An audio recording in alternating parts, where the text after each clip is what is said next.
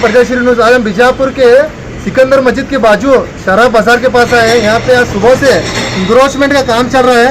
जो भी इनलीगल जो भी रोड पे जो भी कब्जा करके जो भी शॉप ये बनाए गए थे, आज महानगर पालिका का बोल्डीजर से सर आके यहाँ पे तो उसको हटाकर रोड को क्लीन किया जा रहा है। आइए आज हम यहाँ के बीजापुर सिटी कमिश्नर श्री विजय कुमार मक्कल जी से महानಗರ ರಸ್ತೆ ಮೇಲೆ ಸುಮಾರು ಒಂದು 45 ಅಂಗಡಿಕಾರರು ರಸ್ತೆ ಅತಿಕ್ರಮಣ ಮಾಡಿ ಅವರು ಇಲ್ಲಿ ವ್ಯಾಪಾರ ಮಾಡ್ತಾ ಇದ್ರು.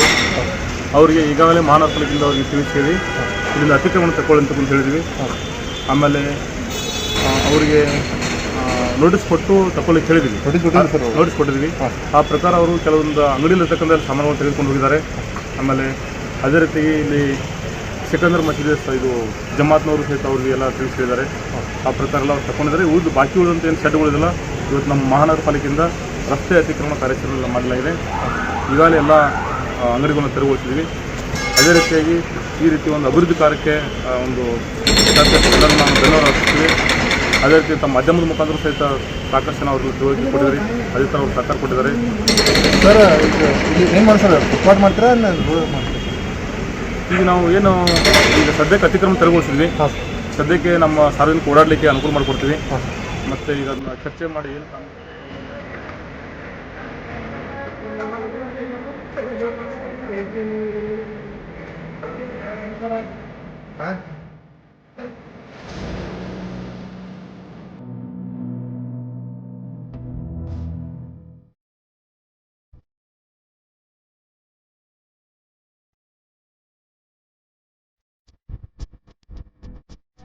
ಹಂಗೆ ಸರ್ ಬದಲಾಗಿ ಧ್ಯಾನ